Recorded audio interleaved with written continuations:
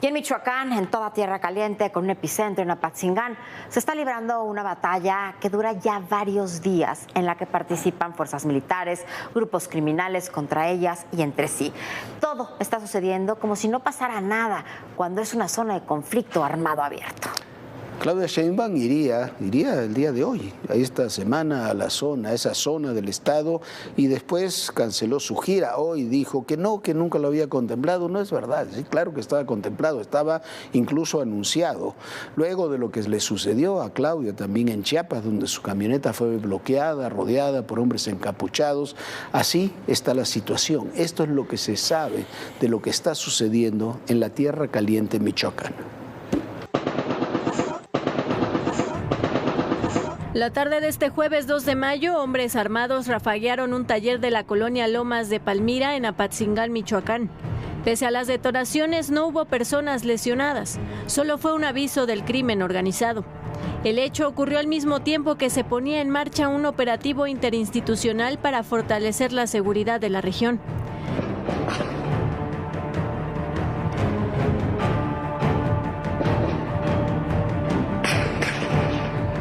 Elementos del Ejército, Guardia Nacional, Fiscalía Estatal y Seguridad Pública son los encargados de implementar acciones para prevenir e inhibir los delitos de alto impacto. Un día antes, un taxista fue acribillado a bordo de su unidad en la colonia 18 de marzo. El conductor recibió al menos 5 impactos de bala. Los hechos violentos durante la semana incluyeron enfrentamientos y quema de vehículos en distintos puntos de la región, como Las Bateas, Los Charcos, Vicente Guerrero y El Razo. Lo cierto es que la violencia se ha recrudecido en toda la región de Tierra Caliente. En las comunidades de Cahuingas y El Mirador, pobladores reportan fuertes enfrentamientos entre grupos antagónicos del crimen organizado, incluso con drones. En las huertas de Limón de Apatzingán también se registran enfrentamientos entre los Viagra y los Templarios. Estos grupos delincuenciales se han adueñado prácticamente de la región.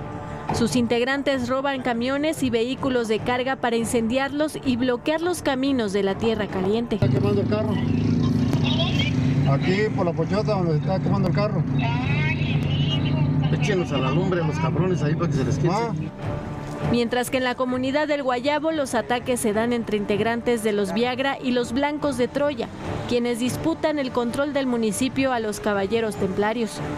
Es precisamente a los Templarios y los Viagra a quienes se responsabiliza de extorsionar a empresarios gasolineros, a quienes les piden el pago de 2 pesos por cada litro vendido de gasolina. La candidata presidencial de la coalición Sigamos Haciendo Historia, Claudia Sheinbaum, tenía programado un evento de campaña en Apatzingán para esta semana, pero su equipo decidió modificar su agenda. Lo que buscan es evitar otro evento como el de Chiapas, donde la camioneta de la candidata fue detenida en un retén por hombres encapuchados. Ante la violencia y control de grupos criminales en varias comunidades de la región, el partido local, Tiempo por México, informó a principios de abril que no postularía a candidatos en 32 de los 112 municipios michoacanos. La última semana de abril, autoridades decomisaron un arsenal en un campamento utilizado por integrantes del cártel Jalisco Nueva Generación en el municipio de Uruapan, uno de los más violentos del estado. El operativo fue desplegado por elementos del Ejército y de la Guardia Nacional en una zona boscosa del poblado de Matanguarán. Al ser alertados por halcones de la presencia de las Fuerzas Armadas, los gatilleros huyeron abandonando armamento y vehículos. La retención de Claudia en Mototzintla exhibió también la situación que se vive en Chiapas y sobre todo en la franja fronteriza del estado y también la situación de violencia que se vive en la selva.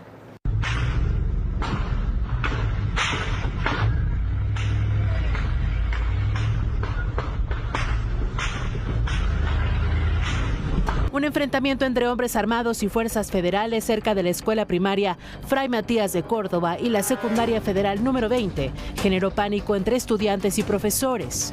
Los hechos ocurrieron cuando la Guardia Nacional implementó un operativo para que elementos de la Fiscalía cumplimentaran una orden de aprehensión en el municipio de Reforma, pero fueron recibidos con disparos. Medios locales informan que luego de 40 minutos de enfrentamiento, 4 presuntos criminales fueron detenidos y 2 murieron. Lo cierto es que este no es un hecho aislado. Varias comunidades en Chiapas se han convertido en una zona de peligro para quien vive y transita por ellas.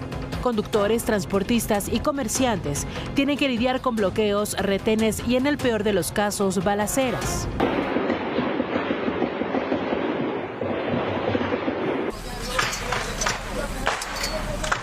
La región fronteriza y Sierra Madre de Chiapas son de las zonas más violentas de la entidad por la disputa entre grupos criminales. Los pobladores sufren desplazamientos, cortes de energía eléctrica, falta de alimentos, cierres de negocios y extorsiones, sobre todo en los municipios de frontera Comalapa, Bellavista, La Grandeza, Chicomucelo, Amatenango de la Frontera y Motocintla. Pobladores, turistas y hasta políticos se han visto afectados en estos municipios.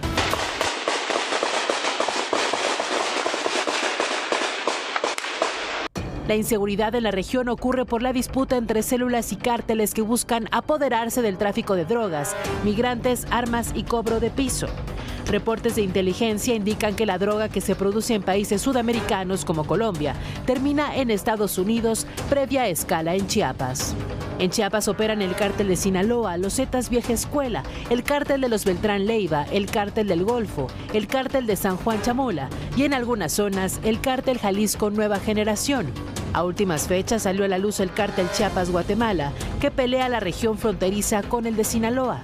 La región se ha transformado en una suerte de base de operación para el tráfico de personas. Se estima que por la frontera cruzan de manera ilegal entre 2 y 4 millones de personas cada año.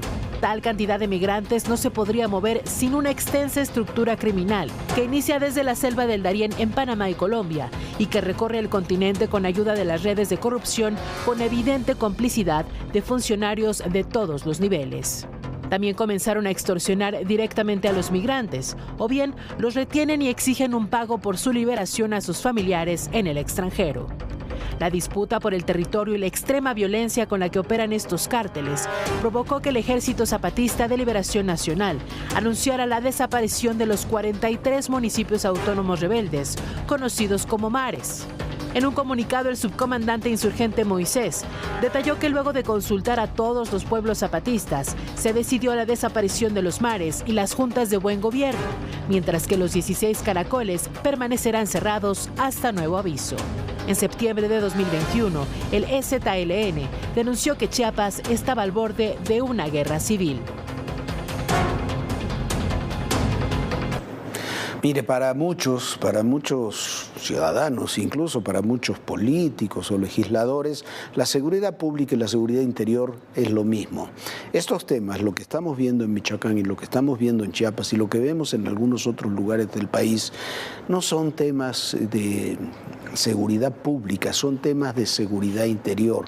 Hablamos de seguridad interior cuando está en riesgo la integridad nacional, y cuando hay zonas del país que están bajo control de grupos criminales, la seguridad interior debe ser atendida. Es uno de los prerequisitos que tenemos a veces para que intervengan en esos conflictos fuerzas militares. Cuando está en riesgo, lo dice la Constitución, en riesgo la seguridad interior, pueden intervenir, deben intervenir fuerzas militares. Eso es lo que está ocurriendo en Chiapas, lo que está ocurriendo también en estas zonas ahí de Michoacán, la Tierra Caliente, donde se unen Michoacán, el Estado de México y Guerrero. Hay lugares donde se comprende, se comienza a comprender y se aplican medidas. Por ejemplo, en el Estado de Guerrero, con los últimos cambios que realizó el gobierno de Evelyn Salgado, con la defensa nacional, parecen haber logrado algún control sobre los principales problemas de seguridad que se tenían. Habrá que ver cómo evolucionan. En Guerrero se ha reducido el índice de violencia en el último mes, pero esas son tendencias, no hechos definitivos. Pero pareciera que esos cambios, por lo menos así, pueden funcionar. A ver realmente qué es lo que sucede y cuáles son los resultados. Hay que medirlos en el tiempo. Del que somos el primer país exportador. ¿Renunció por qué? Porque no estaba de acuerdo. La magnitud que ha tenido el narcotráfico mexicano. las confrontaciones, las reacciones.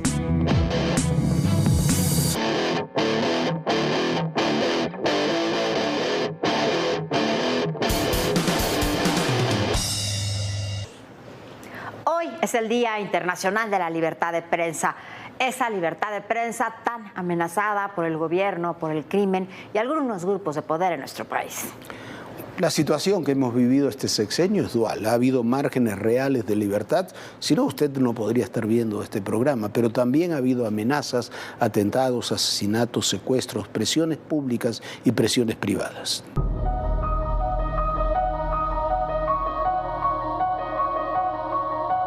Roberto Carlos Figueroa fue secuestrado y asesinado el 26 de abril de este año en Morelos.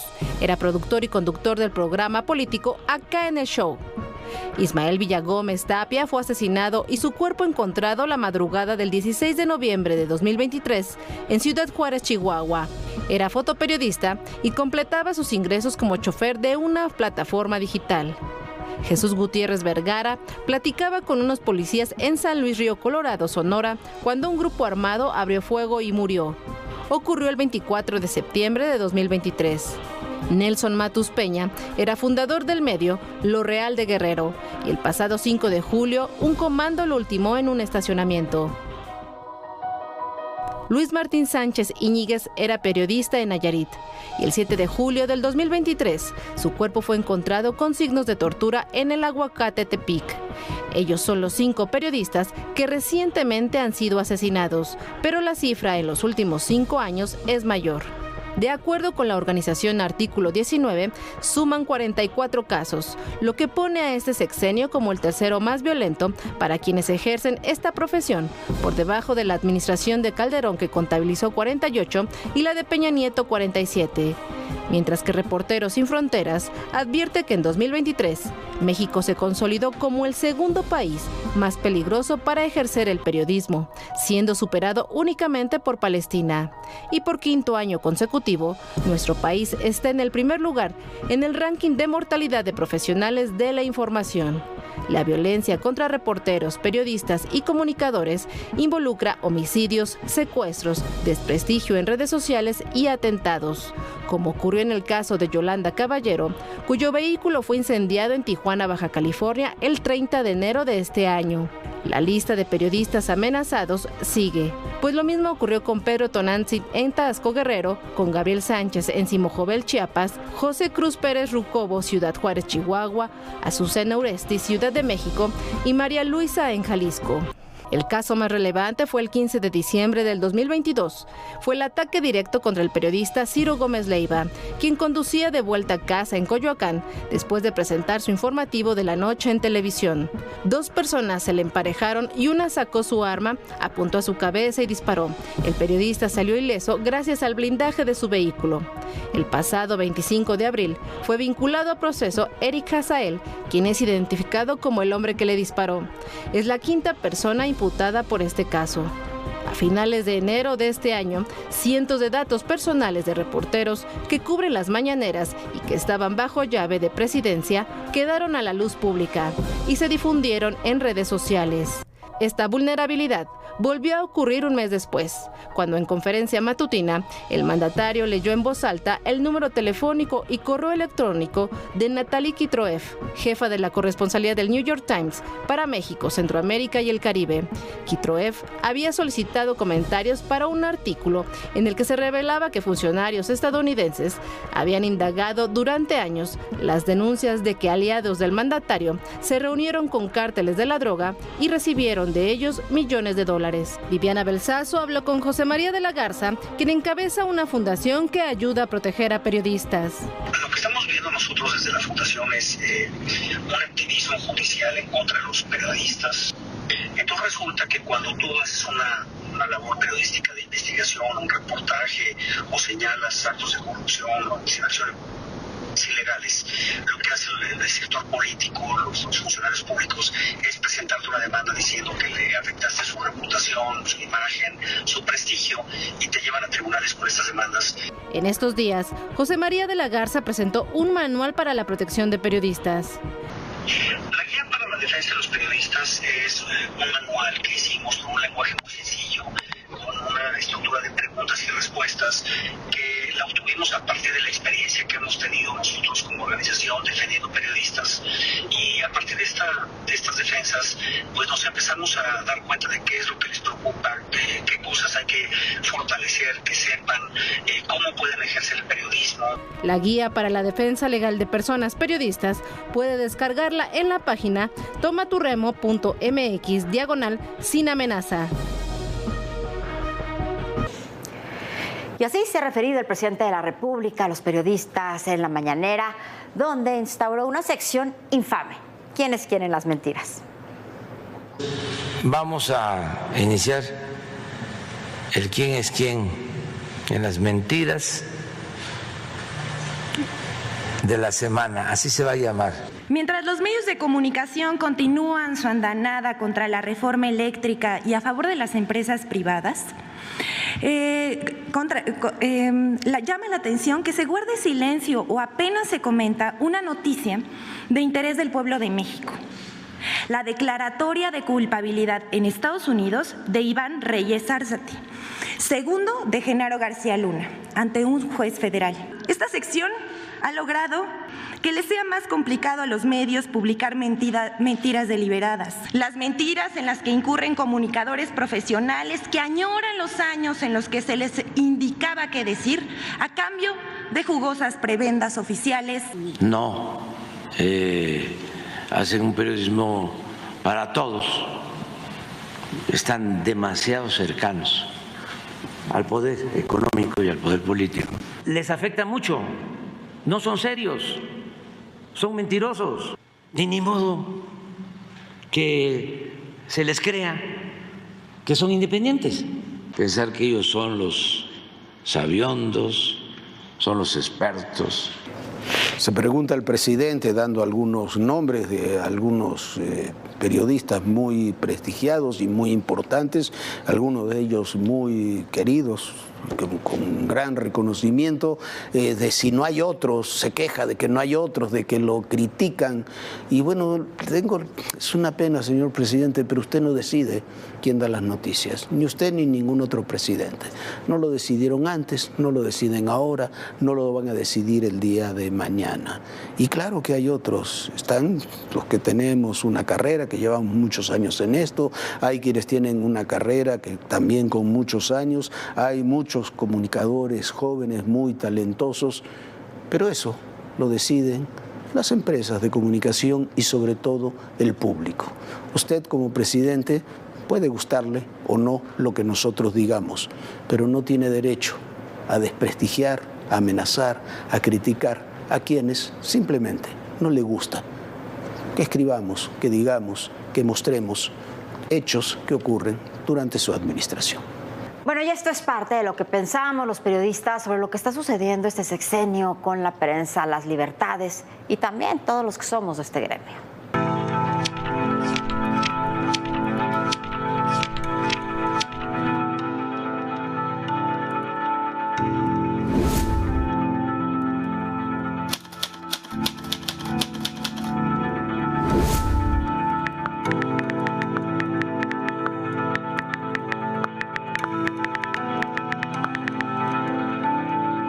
Estamos viviendo un sexenio de claroscuros en el tema de la libertad de expresión en nuestro país. El verdadero enemigo de la libertad de expresión en este sexenio ha sido el crimen organizado.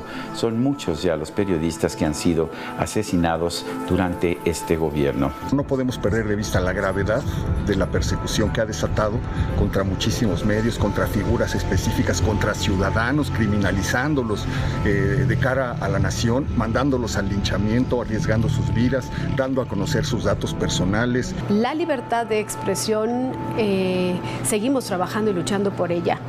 Todo el día, de todos los días. La libertad de prensa, pues, es algo con lo que tenemos que luchar, defender, porque un país democrático se hace con eso, con la libertad de expresión, con la libertad de prensa, con defender las ideas, con denunciar. Sin libertad de prensa no habría conciencia y no habría seres humanos. De ese tamaño es importante defender la libertad de información y la libertad de prensa.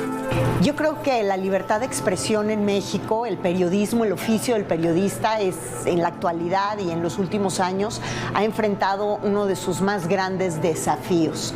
Pareciera a veces que hay un permiso para ejercer una especie de linchamiento, sobre todo en contra del periodismo de investigación. Se creó la cultura de los otros datos para desacreditar. El periodismo no se entendería sin libertad. Libertad para cuestionar, libertad para decir, libertad de expresión, libertad para señalar, para incomodar al poder. El periodismo crítico es fundamental para la libertad de expresión. 3 de mayo, libertad de expresión, fundamental su defensa hoy en día en nuestro país. Yo soy Jania Nobel, buenas noches y buena suerte. Y recuerden, el poder y en la política todo, pero absolutamente todo es personal. Gracias. Yo soy Sergio Sarmiento y lo invito a reflexionar. Y bueno, gracias a todos y sobre todo a usted por permitirnos, viéndonos, leyéndonos, escuchándonos, que las libertades no se cancelen. Gracias a ADN 40, en este caso, por darnos el espacio y la libertad para hacerlo. Como siempre, que ver, que oír y que leer este fin de semana. Hay muchas películas y series sobre el trabajo periodístico, es muy atractivo para el serie, para las series, para el cine. Ninguna me parece más paradigmática y famosa y más verosímil que Todos los hombres del presidente, aquella famosa película de los años 80, fines de los 70, 80, con Robert Redford y Dustin Hoffman, rememorando la investigación del caso Watergate que acabó con el gobierno de Richard Nixon. 3 personajes claves, los periodistas Bob Woodward y Carl Bernstein y el entonces director del Washington Post, Brett Bradley. Una película de culto extraordinaria que sigue siendo muy, muy actual. ¿Qué oír? Mire, el lunes también, el lunes 30, fue el Día Internacional del Jazz. Este género musical universal, quizás el más determinante de la época contemporánea, porque de ahí, desde el jazz, surgió casi toda la música popular posterior. Un género que combina 2 elementos claves, la capacidad de improvisación con la integración de las individualidades en el conjunto. No hay género musical, por lo menos a mí, que me guste más que el jazz, y con el paso del tiempo y cuando usted va conociendo y diferenciando estilos, músicos, géneros, es como los vinos, los conoce y les saben mejor. ¿Cuál es el mejor disco de jazz de la historia? La mayoría coincide en que es King of Blues, de Miles Davis y su quinteto, con 2 personajes centrales junto al gran trompetista, John Coltrane al saxo y Billy Evans al piano. Salió en 1959 y sigue siendo uno de los discos del género más escuchados y vendidos. Yo coincido, a mí me parece un disco incomparable. ¿Qué leer? Mire usted, una semana triste para la literatura ha sido esta por la muerte de Paul Auster, uno de los más grandes escritores contemporáneos, por su calidad, por su prosa, por su forma de contar historias, su inteligencia para verse a sí mismo y a los demás y buscar la realidad en un mundo convulso. Pero además porque agregó en su literatura algo que fue su sello personal, el azar. Cómo los hechos del azar, incluso algunos que en principio pueden parecer casi insignificantes, terminan cambiando vidas, historias, percepciones. Si a eso le agregamos el misterio y la fantasía cruzada con la más cruda realidad, tenemos una radiografía de la obra de Paul Auster. ¿Qué le recomiendo? Mire, todo. La verdad, todo, pero comenzaría sin duda por la trilogía de Nueva York y por otro libro que a mí no es de los más valorados por los críticos, pero que a mí me gusta muchísimo, que se llama Leviatán. Pero lea todo lo de Paul Auster, nunca lo va a defraudar, incluyendo sus ensayos y su poesía, porque todo, Viviana, es fantástico. Bueno, Jorge, el primer libro que Jorge Fernández me regaló fue precisamente esta trilogía de Nueva York de Paul Auster. Y bueno, son 3 historias entrelazadas que valen muchísimo la pena. Lo leí ya hace muchos años y en verdad me sigue marcando. Es más, lo voy a volver a leer, Jorge. Me parece muy bien. Siempre vale la pena releer a estos grandes autores. No, y Jorge seguro está de luto porque es su autor, uno de sus autores favoritos. Lo invitamos a que se una a nuestras redes sociales, puede consultar todos los contenidos de Todo Personal en nuestro canal de YouTube, simplemente escanea el símbolo QR que aparece en pantalla. Hay muchos reportajes que valen la pena, no se los perdió si los quiera volver a ver, pero bueno, 15 años de trabajo están ahí en esos reportajes. Descanse, sueñe bonito, tenga un gran fin de semana y por supuesto lo esperamos muy puntuales y muy contentos de verlos aquí a las 11 de la noche el próximo lunes. Buen fin de semana. Muy buenas noches, muy buen fin de semana, Viviana, a todos ustedes también. Y recuerden, el poder y en la política, todo, pero absolutamente todo, es personal. Gracias.